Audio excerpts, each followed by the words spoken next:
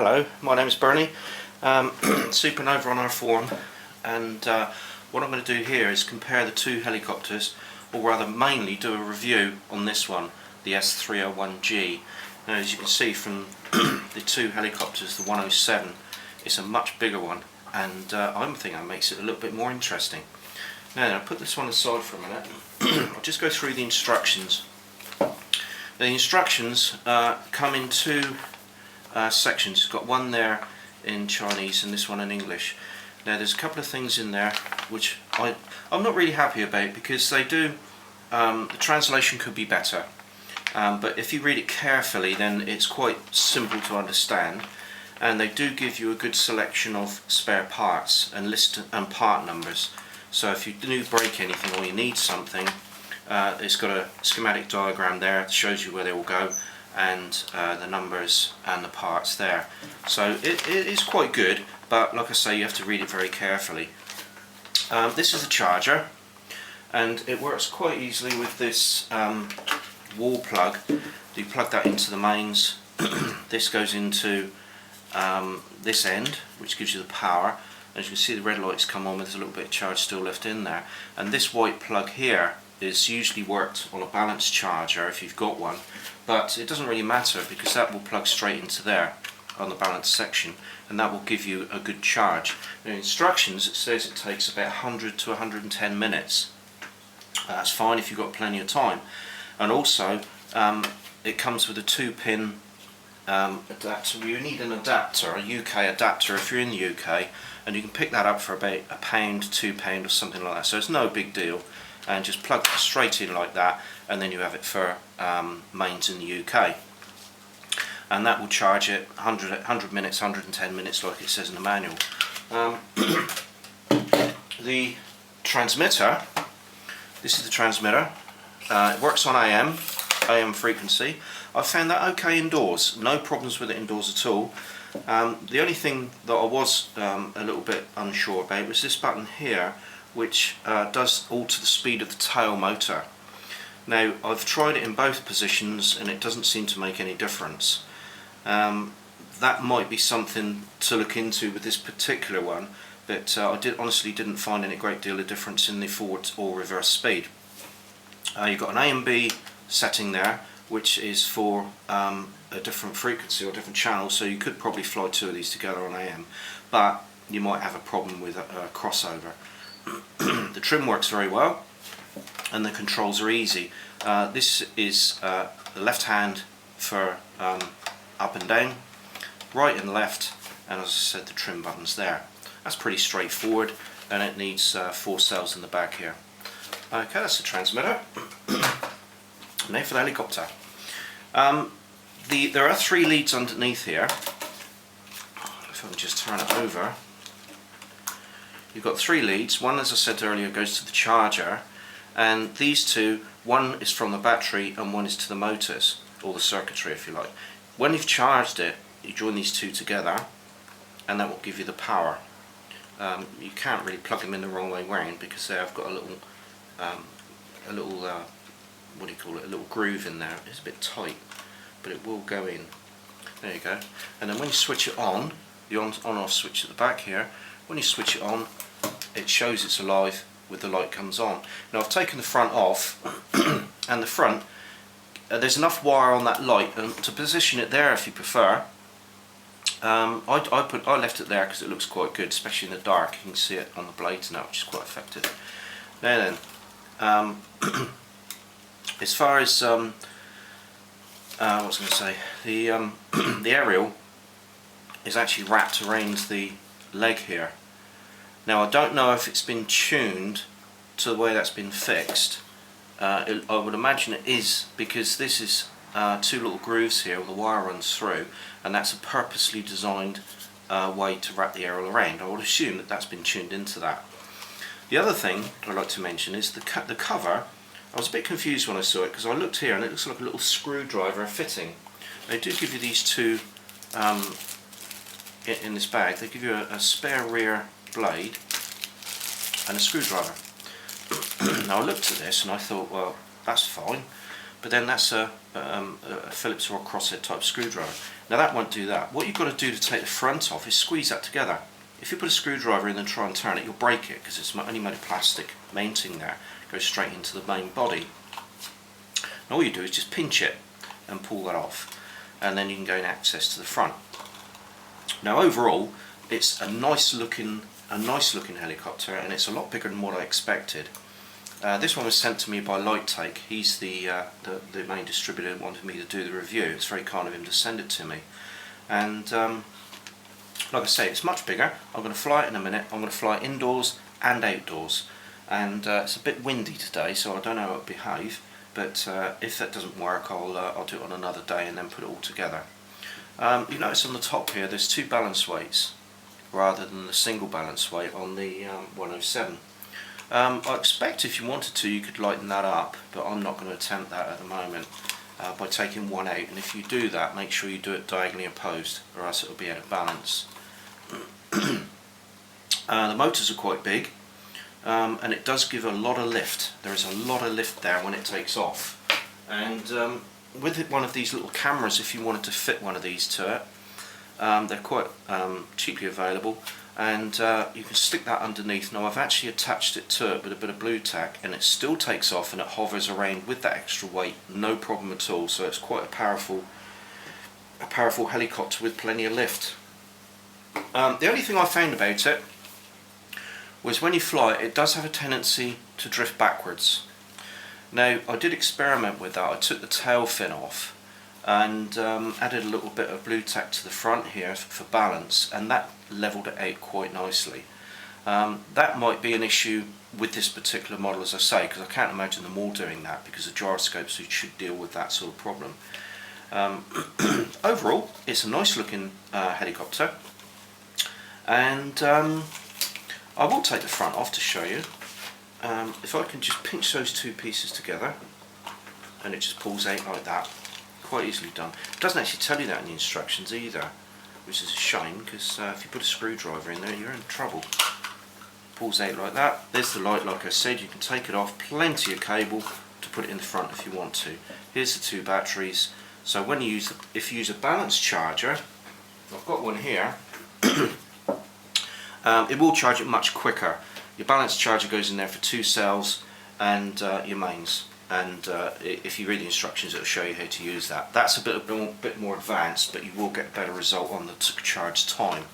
But for now, I would continue with the supplied charger, which is quite adequate for the job. You can see the two motors here. They're quite big, and they're quite powerful actually. I'm quite impressed with that. There's your drive for the two blades, top and bottom. And I haven't taken it apart to look inside, but I would imagine it's up to the usual standard of quality, which is usually quite, well, it is good. I mean, I can't complain at that at all. I'll just put the front back on. So it just clips over, and you just quite simply push those on. There you go. There's no tools needed for that at all, which is quite handy really, because if you're out in the field somewhere, you won't want to drop your screwdriver and then you won't be able to get the front off. And that's the helicopter as it stands. The frequency isn't actually 27 megahertz as such. It does run across a couple of frequencies, so it's not a particular type of frequency like a red, blue, green or yellow like you normally get with particular models. And the flying time, I timed it at 9 minutes 32.8 seconds, which is longer than what it says in the instructions of 8 minutes. I'll just have a quick look and see. I think it said 8 minutes. 7 to 8 minutes. So I got 9.5 minutes out of it, and that's about on the third charge. So it's got a bit more longevity than what they say, which is a good thing. You can't argue with that. What else have we got? I think that's about it really. I think the next thing we can do is actually go on to flying it. So the flying time is 9.5 minutes, so that's quite a long time to play with it. And when you first take off, take it slow. If you've never operated one of these before, take it slow when you lift off, get the engine running, get the feel of it, because being a being a four-bladed coaxial helicopter, just get the feel of it when it takes off, because it's not like the 107 where you just throw it up in the air. It does take a little bit of time. You get a little bit of wobble on the main shaft, which doesn't appear to affect the flight at all, but that's just going through a vibration phase until it actually lifts off. And when it takes off, it does go up quite quickly, like I said, and that's why you can actually use a camera with it, no problem. And right, okay, well, we'll give it a little fly around the room and see how it behaves. Like I said, it does drift backwards, but that's easily sorted with your rear the rear blade. Okay, right, I'll be back in a minute. Okay, so I'm back again now, and here we go with the lift off and the first flight to show you how it operates indoors. Now, as I said before, it will give it quite a big kick before it starts off, so make sure you're very, very careful with it and take it nice and easy. And there's drift backwards, and as you can see, it's up to the usual standard of stability, very stable, but it's got that little drift, which is a shame, because if it wasn't for that, then it would be easily controllable. It's got a lot of lift, like I said, but as you can see, it's very stable. And it's blowing my parrot's feathers all over the place, so like I say, it has got a lot of lift. And there it is. So indoors, overall, no problem at all. It's quite noisy, which I'm prepared to put up with. You see the tail rotor, you've just got to keep that moving to keep it in flight. But you know, a little bit of blue tack will sort that problem out, so it's no major issue. And it's a little bit more difficult to fly and film than the smaller 107, but it is very stable. I'm not going to fly it for the full 9 minutes, and it's also much easier to land. And having said that, I'll probably crash it, but yeah, let's have a go anyway. It comes into land quite easy.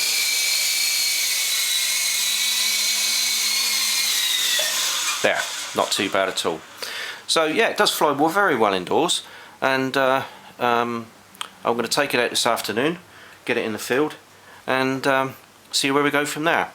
But unfortunately, you won't be able to see my famous red and white check tablecloth, because it won't do so well outside. That's got to stay in there for when I have my tea tonight. Anyway, I'll see you outside in a minute.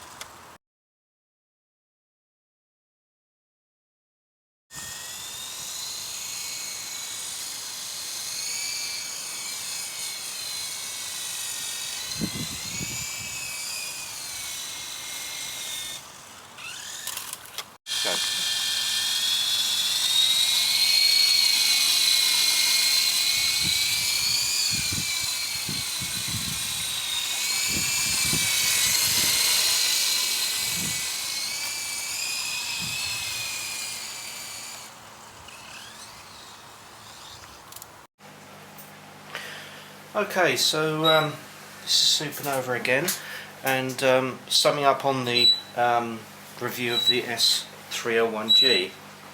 Now, inside it flies extremely well, but outside I'm not very happy with it, because any wind above 2 miles per hour will take a drift and take it away, as you can see from the videos.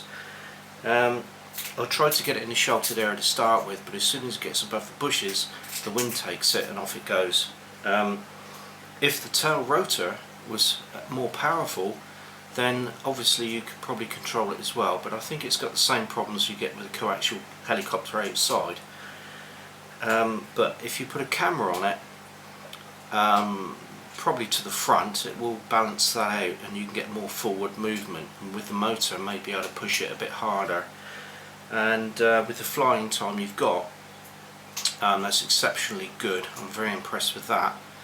The overall build is is up to Syma standards, and I am very impressed with it as a helicopter. But apart from all the little downfalls I've found, it's not good outside at all. As long as you fly it in a big hall or a large house, I don't think you're really going to have any problem with it. Like I say, the wind outside, as long as it's a really calm day, you shouldn't have any problems. And as long as there's no one else out there flying in the AM frequency on 27 megahertz, you shouldn't have a problem with it at all. So as long as you keep it either indoors or outdoors with very little wind, you should have a lot of fun with it. Okay, well, it's Supernova, and thanks for watching. Bye bye.